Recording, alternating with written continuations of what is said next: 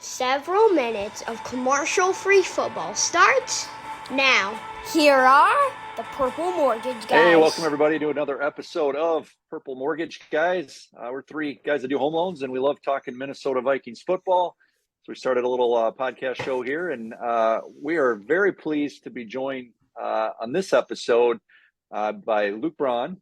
And Luke runs a daily, Luke, podcast of the Minnesota Vikings on Locked In Vikings as part of the Locked In Network.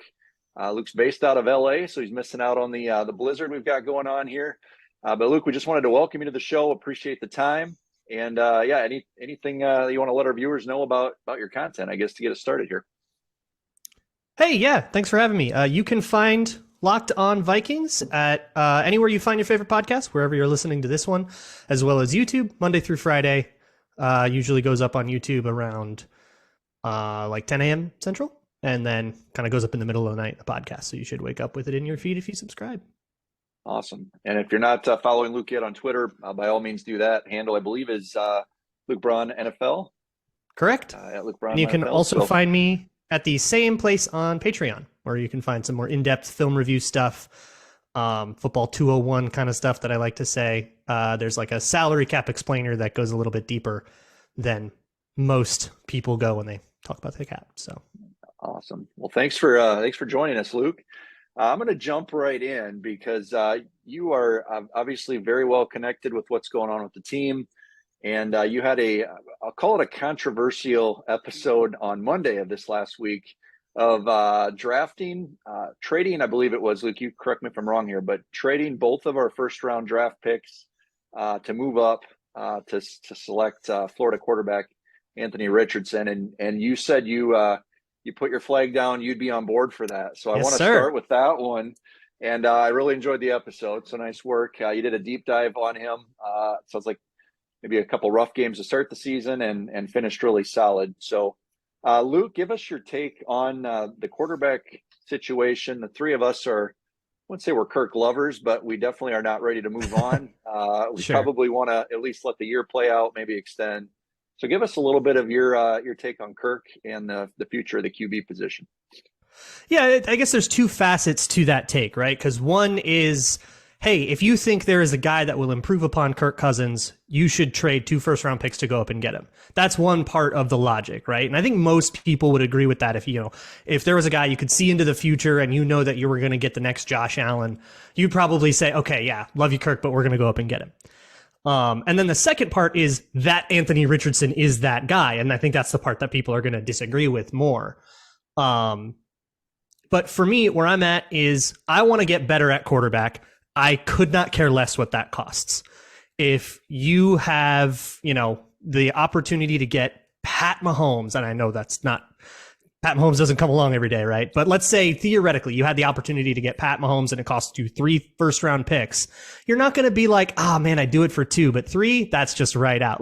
That's never going to be the difference, right? He's either better than your current guy or he's not, and you should always try to get better.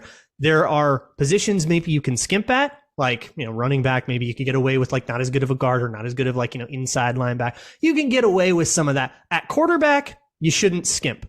The team that's spending the least on its quarterback is not the team that's winning. The team that is getting the most out of their quarterback, the team that is getting good play out of their quarterback, is the team that is winning, and it doesn't matter what that guy costs. Whether it's Matt Stafford on a big contract for a bunch of draft picks, whether it's Jalen Hurts on a rookie contract, whether it's Patrick Mahomes on a rookie contract or Patrick Mahomes on a big contract, doesn't matter.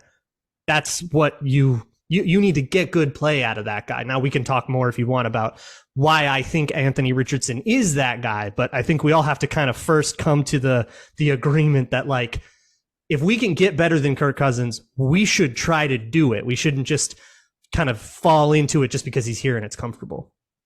One thing on that point, at least in my lifetime, we really haven't had a young offensive KOC at the helm. And so one thing I'm uncomfortable with, just because I haven't seen it, is you've got to pray that he can find a guy. He can find a guy that he likes and that he knows can play. And I'm more of an avid fan, and I don't get as much into the film study, which would help. But like when you look at a highlight reel, all these quarterbacks, for the most part, are throwing to like wide open guys that are in an RPO system, or it's just different. And it seems like the hardest transition is to go towards the NFL is those anticipation throws, throwing when guys aren't open. Your 3 feet of separation is now a half a foot. And that's hard to predict if a guy can do that. Always. As much as I love the idea of a Josh Allen, I'm also, I watch him sometimes and just how reckless he can be. And it's like, how do you get that balance point of superstar ability, can take over and win a game, but also I don't want the 5 interception games, the 4 interception games that he also loses you the game. So it's going to be a fun thing to pan out. And I think the biggest thing that is kind of an unknown is, can KOC find the guy? Does he know what he's looking for? Does he know the skills that he wants him to have? And so kind of with your film knowledge and maybe expanding on other guys, like what are your thoughts on KOC kind of dialing in a guy? Yeah, well, I think that's the interesting thing about having a coaching change, right?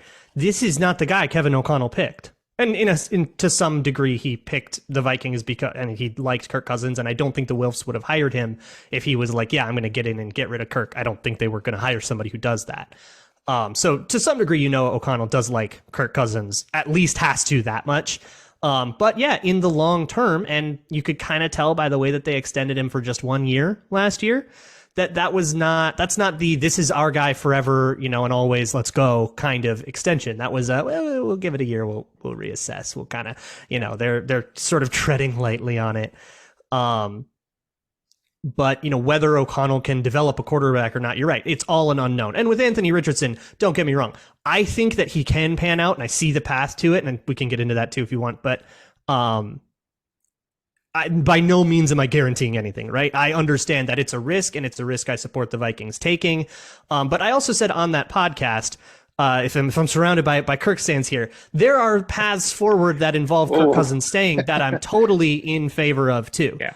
I find myself a lot more neutral on this than I was in past years, because I think Kirk had a better year than he did in past years and sort of convinced me of a couple of things. And I'm like, okay, a year 2 of this O'Connell Cousins marriage, I've seen enough out of it where I'm willing to see how it goes for another season. Absolutely.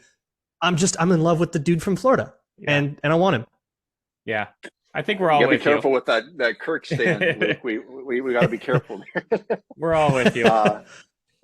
I think where we stand is you give us Pat Mahomes, give you 3 first-rounders all day long. It's everybody's that. I was just part of the point. Yeah.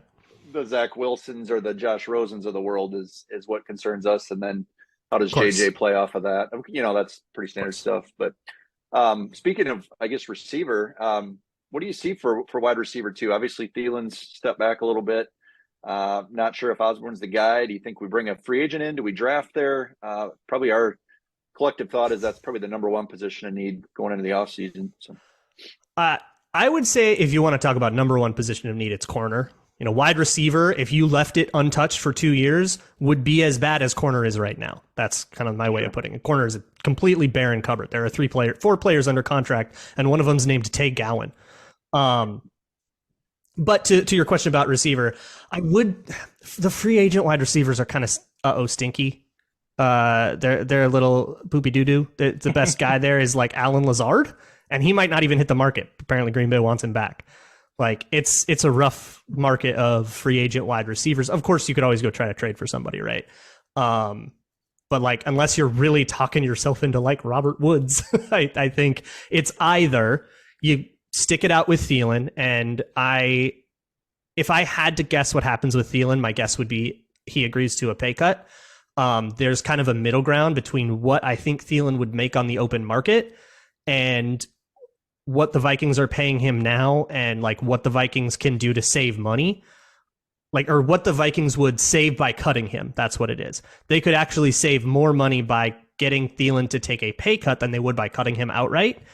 And there's a middle ground between like that level and what Thielen makes on the open market. So I think that there is a mutually beneficial pay cut that can happen with Adam Thielen, and then he competes with KJ Osborne for wide receiver 2. Totally in favor of a wide receiver round 1. Absolutely could see it. It is a need. It's a future need, right? So it's on your list, and there are definitely guys that make a lot of sense at 23. But I think free agent wide receiver is the only answer that I think doesn't make sense. But it could be Thielen. You could totally rock with that same wide receiver group next year, spend all your assets on other stuff, and you could survive. You can't really do that at cornerback. And you can't really do that with, like, if you don't keep Dalvin Tomlinson in-house. You can't just like rock James Lynch out there and say, all right, good luck, right? You'll get killed.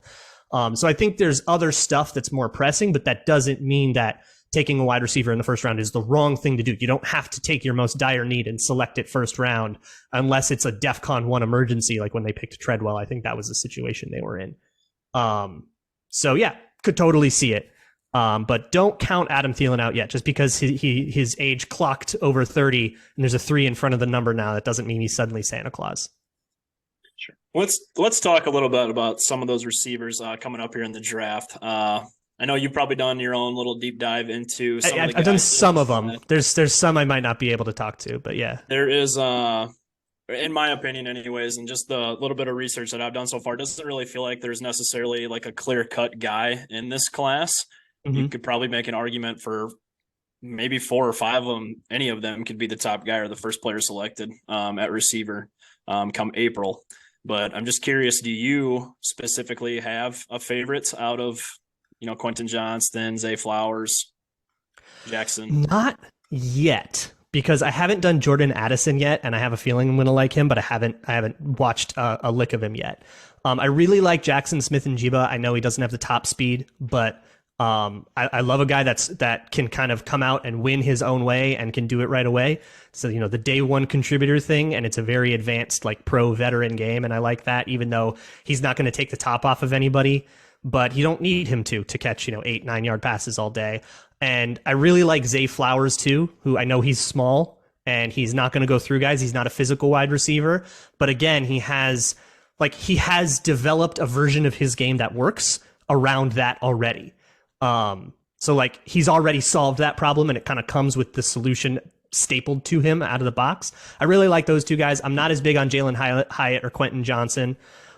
Quentin Johnson feels like there's some fatal flaws to his game. He doesn't explode out of his breaks. I think his routes are really vanilla, and maybe he can develop a little better there. But I'm not like I don't want to be the guy to take on that project, because I don't see like it'd be one thing if he were this crazy Calvin Johnson athletic superstar, but he kind of feels like if he does figure it out, he'll be like a guy at I'll take my projects elsewhere.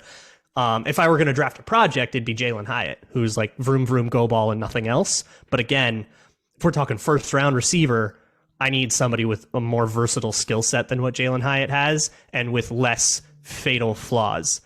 Those are the 4 that I know. Everybody else, I'm going off of just like osmosis, what I've heard like online or whatever. Yeah, I think Quentin Johnston is actually going to be very similar to another TCU receiver that Vikings fans seem to love the same year we actually. A certain sexual icon out of TCU. Right. I do think you're going to love Jordan Addison. Of those 4 guys, I think he's probably been my favorite to watch so far. He's got an insanely large catch radius for a relatively smaller receiver, I think. So I think you'll enjoy him. But another big name I want to talk about on offense real quick, and I feel like the speculation is obviously going to heat up here coming up as we itch closer to March, but we got another contract that a lot of people aren't talking about yet in Dalvin Cook. A lot of people don't necessarily want to pay him next year, and I think I'm probably one of those guys as well. I love Dalvin. It's been great, but I think for a guy that played all 16 games last year, I don't know if the numbers were necessarily what I think they should be. Do you see a scenario where they potentially look at trading him and the Vikings maybe end up with a guy like Bijan Robinson out of Texas? So I have not watched Bijan Robinson. He's maybe next on my list. I might watch him tomorrow. So I'll get back to you on him. Yeah. But with trading Cook, I think the biggest obstacle to that is finding a trade partner who's going to trade for a guy with a shoulder made out of stewed pork. that just had surgery on it that, that's got a base salary of almost $11 million. Like, who's going to do that when they're all looking at it and saying, but I could just draft Bijan Robinson. Why would I, but if you can find somebody that'll do it, like, I don't think you're getting a second round pick back or anything like that. You're not getting McCaffrey stuff. But if you can find that, then sure. I think a release is also, like, a cap casualty is also an option. I have done a lot of work kind of proving that cap wise, it's not a necessity. You don't have to say, gosh, we really love Dalvin Cook, but we just can't afford him.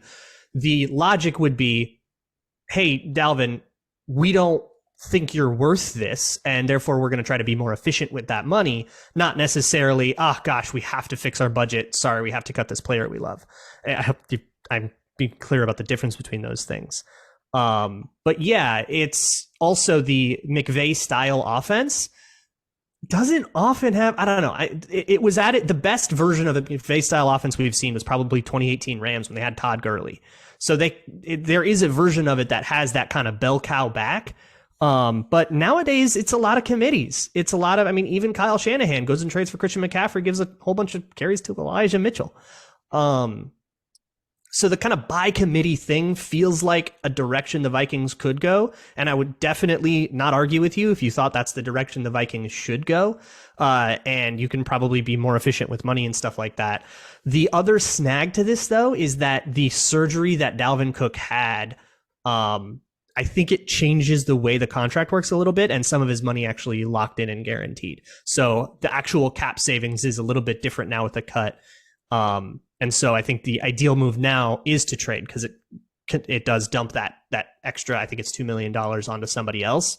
It's like a weirdly complicated situation for a running back, and there's a lot of options that have like pros and cons and stuff. I don't know what the right decision is, but there's certainly a lot of decisions available to them, which is always nice, right? You never want to be priced into something.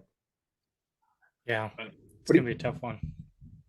What do you see? It's Luke, like difficult to navigate, but not it's not a difficult problem to solve. It's a difficult problem to select the right solution for, which is a better thing. Yeah. Luke, on the other side of the ball on defense with Flores coming in, do you see a lot of wholesale change coming, or are we going to re-sign a lot of these players like a Harrison Smith and Eric Kendrick, some of those? They going to be back, or do you think it looks totally different in 23? I have no idea. I really don't. It's tough because, Ed Donatel inherits a Zimmer-built defense, right? Built over 8 years. This is a Mike Zimmer. This is a, attacking 4-3. This is that defense. Takes a few players out, brings in Zadarius Smith and Jordan Hicks and Chandon Sullivan and guys that are kind of more used to the zone match world. And now you've kind of got half zone match guys and half like Zimmer man match guys. And now you've got a different man match coach, but it's a different kind of man match coach. So it's sort of almost like a scheme C. And are you going to get rid of half the guy? Now you're going to have guys from 3 different schemes in your defense. Like, that's why I don't like the one and done coordinator. I think has a bigger cost than people really recognize. Now, look, after that playoff game, I think it had to happen. I get it. But we'll see. I'm pretty excited to see how Brian Flores decides to use guys like Zadarius Smith or Daniil Hunter, especially guys like Lewis Seen, Brian Asamoah. These guys are downhill missiles who just got picked up by the blitz happiest psycho in the league. That seems pretty neat. And I think what happens with Eric Kendricks is probably the most interesting question. I genuinely have no idea what happens with Eric Kendricks. I think Harrison Smith, again, there's that same pay cut thing that Adam Thielen has that I think makes a lot of sense for both sides. So I think you can do that. And then you have one of the best blitzing safeties like ever go with the blitz guy. So I think you can make these pieces work in the Brian Flores scheme. Like, all of them seem like they have a really sensical fit. Like, there's a really easy, I immediately see what Harrison Smith is for in this defense. Okay, cool. But then there's other guys that I'm not quite sure. Like Eric Kendricks, there are weird fit things with Zadarius Smith, and they might cut him over that, even though he had such a great season in 2022. You might think, I don't know, but can he loop fast? He can't really do that. He's not that kind of athlete. And maybe we want to get somebody who does that stuff. And maybe we don't want to keep Dalvin Tomlinson because, we want somebody that's a little more of a penetrator and less of a run stuffer, although they extended the deadline on his contract voiding, which tells me they probably do want to keep him. They wouldn't bother with that otherwise. So yeah, it's like if you go guy to guy, it's like really interesting. And there's a few that I'm like, I don't know about Kendricks. I'm not that sure about Zadarius Smith, but guys like Hunter, Harrison Smith, the young guys, I see the vision. So kind of on this line of thought here, one thing I've been thinking a lot about is like, who's the biggest winner with Brian Flores coming aboard? And I think of so many different options because we've talked all season. I was kind of trying to defend the defense, and then I was at the playoff game and it was a nightmare. And I was like, well, we couldn't stop them. So really making me look bad here. But we talked a lot about how a lot of our corners were pretty much man coverage guys in college. You like to hope that some of these guys that didn't look great can come back and maybe Flores' scheme and look okay. And Andrew Booth and Cam Dantzler. So whether it's someone maybe we've hardly seen like Lewis seen, or an older veteran like Harrison Smith, or maybe Daniil on a more aggressive scheme, who do you think is the number one winner of the Brian Flores signing on defense? Probably Harrison Smith. Harrison Smith, we were talking about it on the Minnesota football party with Arif Hassan and Sam Ekstrom and Luke Inman. I think it was 12 times all season Harrison Smith blitzed. I think he might have cleared that in one game with Zimmer once. Yeah. Like, it's disgusting how much Harrison Smith line of scrimmage game wrecking presence was essentially put on the roof all year. Absolutely criminal. So I think putting him back on the line of scrimmage is going to bring him back into the kind of forefront of our, and we go, wow, Harrison Smith had a down year. No, he didn't. He did everything he was asked to do. But, dude, we just fired over this, decided that he was better as a safety blanket. But for some other answers, again, I think Brian Asamoah he's my kind of poised to make the leap guy. He was already eating into Jordan Hicks's snap count, which is why I think Jordan Hicks is probably going to get released. He's just been replaced by somebody younger, right? He is a point and shoot. I mean, he's a firework. Point him and shoot him. That's what Brian Flores would love to do with him. So I think he's perfect for that. I think really interested to see how he uses Daniil Hunter. I think Daniil Hunter was sort of one of those guys that struggled a little bit with the 2-point stance, and he wasn't quite as explosive. And his numbers did come around, but it took a while. I think Brian Flores can kind of get his hand back in the dirt every play and get him back to his form. There's three answers for you, but the biggest one is Harrison Smith. Awesome. Well, Luke, I want to ask you one last question here from a typical Vikings fan, maybe a casual fan that doesn't follow the team. You see a lot of things behind the scenes, and you're obviously in it every day. What's one thing maybe that comes to mind that the easy talking points are Cousins can't win the big game, Donatel was terrible, the defense was bad, Adams getting slower. What's something that fans maybe they don't have it quite right, or the first take really isn't reality? Was Donatel really, the problem on defense? Was it the aging players? Is Kirk really incapable of taking the Vikings to a Super Bowl? What do you see maybe from a different perspective than some of us average fans?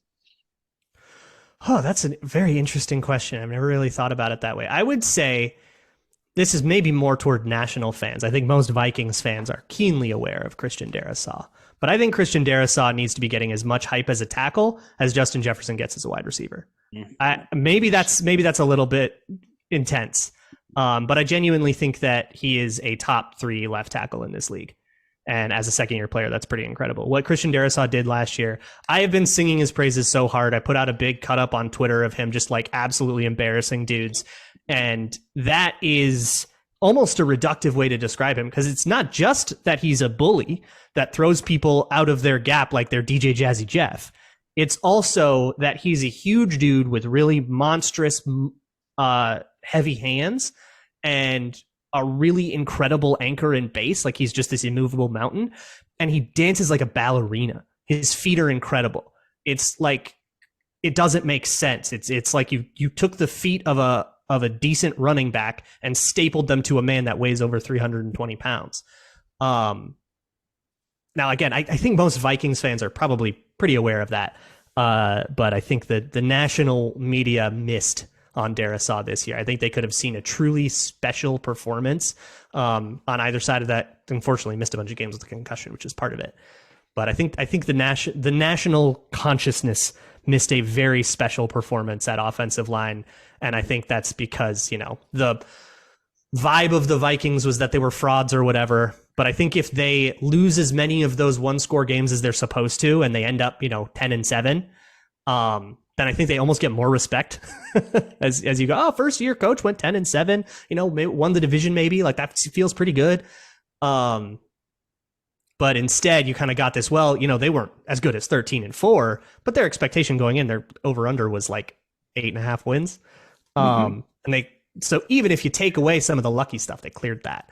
So I think that being a really easy talking point is really easy to go look up their DVOA and say, you know, well, their stats don't match their wins and sound really smart. It kind of prevented people from looking a little deeper, actually watching the team and discovering people like Christian Darrisaw and the really, really special stuff that he did. Apparently, if you overachieve by too much, then you become fraudulent. Yeah, you like set your own expectations. Yeah, they're like victims of their own success. I'm glad you brought up Christian Darrisaw. And don't get me wrong, I've been wrong plenty of times, but I was on the Darrisaw train prior to the draft. And you got me beat. I was not. I was actually pretty vocal to Tanner about it before this podcast was even a thought. And when we started trading back, I was like, what are we doing? He's there. Like he's available. The Raiders took Leatherwood. We're all good. Yeah. And we traded back and I was sweating those 10 picks. And then I think there was even some rumors that we might trade back again. And I was just like, I'm going to lose my mind. If we trade back again, we got the value. He's still there. Take him.